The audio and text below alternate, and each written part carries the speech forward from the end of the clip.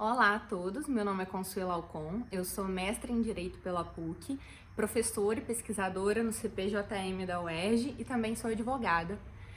Hoje eu tô aqui para falar com vocês em razão de um convite muito honroso que eu recebi do Rodrigo Costa, do RSC Advogados, para contribuir na série de vídeos que o escritório tem lançado sobre temas importantes e atuais no direito penal. E bom, acho que todo mundo tá cansado de ouvir falar sobre corrupção e sempre associa a corrupção à corrupção pública. Mas vocês já ouviram falar sobre corrupção privada? Esse tema foi objeto da minha dissertação de mestrado e eu escolhi para falar com vocês hoje. A corrupção privada, ela acontece à semelhança da pública quando, por exemplo, um agente do setor privado, de uma empresa, funcionário de uma empresa, recebe um suborno de um terceiro para favorecer esse terceiro em alguma contratação que essa empresa vai fazer. E ela pode ocorrer em diversos segmentos do setor privado. A mais comum, e talvez que todo mundo tenha mais conhecimento, é aquela que ocorre no esporte, né? E isso especialmente aqui no Brasil, depois que teve a condenação do ex-presidente da CBF num escândalo, no qual ele foi condenado pela justiça americana, entre outros crimes, por justamente ter recebido de empresas de marketing esportivo valores para favorecer nos direitos de transmissão de jogos na América do Sul.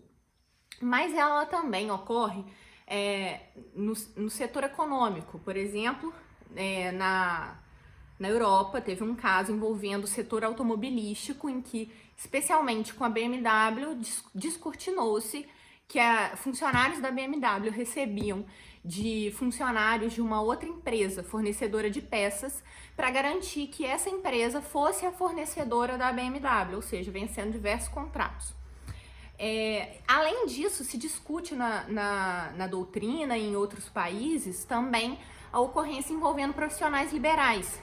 Quando, por exemplo, um médico ou um farmacêutico vai indicar produtos ou medicamentos de uma empresa como os melhores, em razão do recebimento de algum valor dessa empresa, entre outras situações.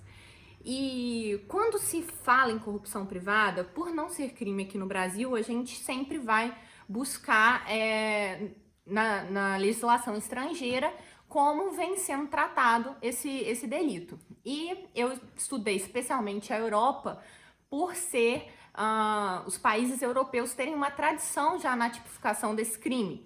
A Inglaterra, por exemplo, tornou crime a corrupção privada ainda em 1910. Mas assim, a maioria dos outros países internalizou esse delito a partir da decisão marco do Conselho da Europa de 2003. Então, na Europa é possível identificar 3 modelos essenciais de tipificação. É claro que cada país vai trazer suas características específicas, mas a gente consegue fazer essa separação em 3 modelos. O primeiro deles, e eu acho muito relevante trazer, que é o modelo unitário, para quem não há qualquer distinção, seja de tipo penal, seja de procedimento ou outro tratamento penal, sem distinção entre a corrupção pública e a privada. Esse é um modelo que ocorre na Inglaterra e na Suécia, e já mostra a similaridade entre as condutas, sejam no setor público ou seja no setor privado. Existe também um modelo da legislação francesa, que é o modelo da violação de deveres.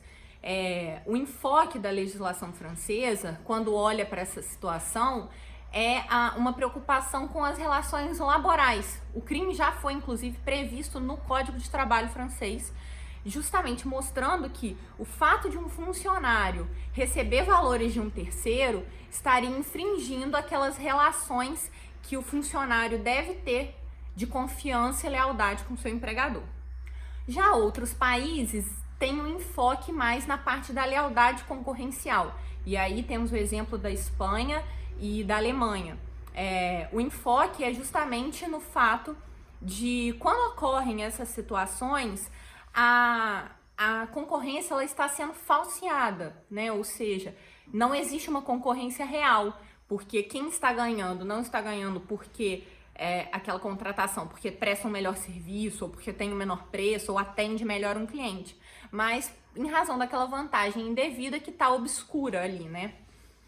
E após estudar o cenário nacional, me voltei para a legislação brasileira para ver o que a gente tem, um quadro geral sobre o tema. E aí, desde 2010, o Brasil já tipifica o crime de corrupção no esporte, né, que é uma das vertentes da corrupção privada como um todo. Foi por meio da Lei 12.299 de 2010, que depois foi alterada pela 13.155 de 2015,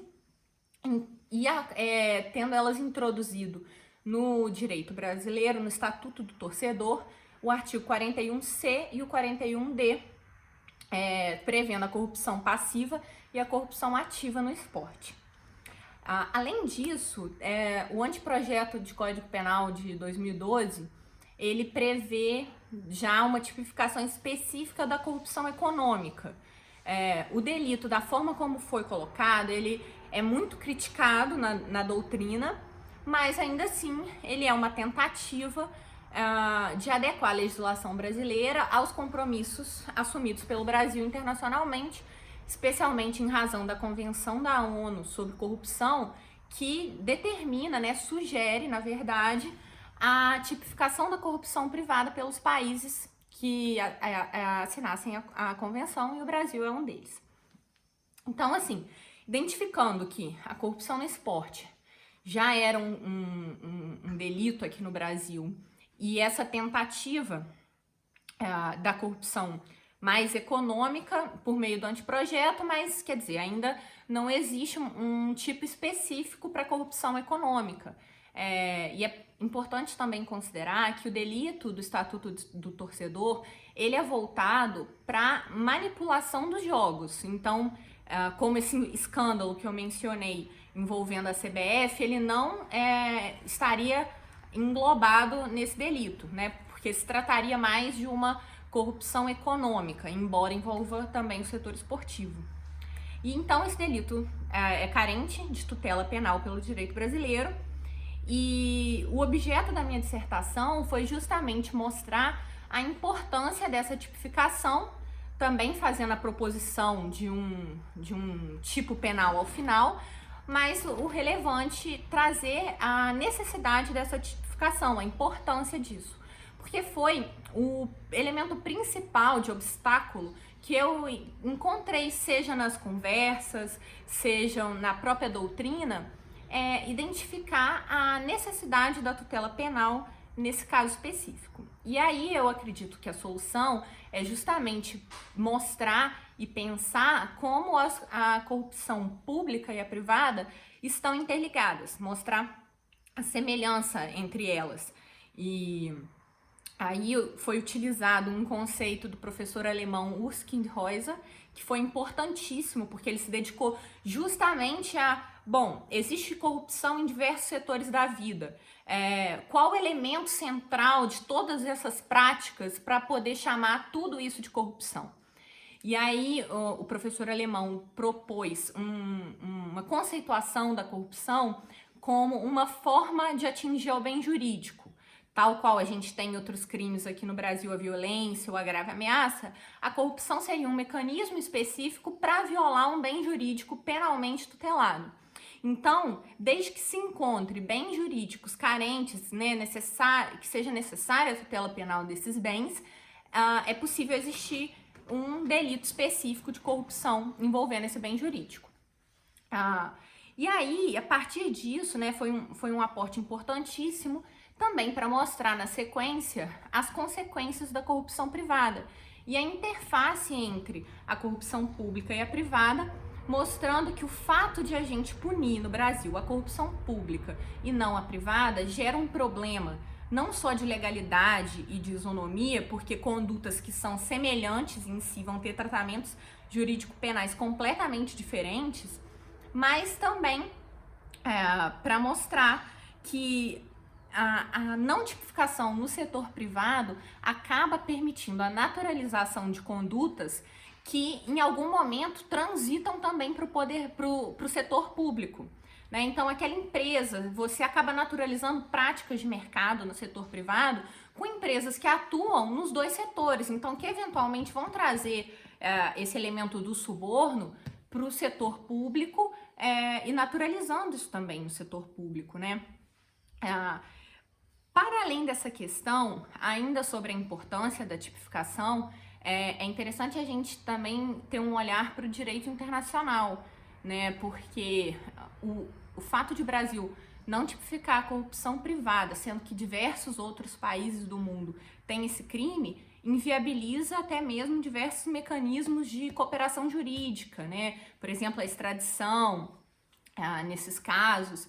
Então, não é uma simples questão de serve ou não o direito penal para essa situação, realmente tem essa necessidade da intervenção penal e foi esse o ponto central da minha dissertação para, ao final, a partir de tudo que foi estudado e apontado, propor realmente uma forma de tipificação que dê conta da realidade desse crime, que dê conta das necessidades e pensado na própria estrutura do ordenamento jurídico brasileiro. E aí, eu quis hoje trazer todos esses pontos para vocês, para talvez introduzi-los nessa temática que é muito interessante, eu obviamente adoro, então me coloco à disposição para quem quiser conversar sobre o tema, tirar dúvidas. E também quero agradecer novamente muitíssimo a todo mundo no RSC Advogados. Foi um prazer enorme gravar esse vídeo para vocês e eu espero muito contribuir em outras oportunidades. Um beijo!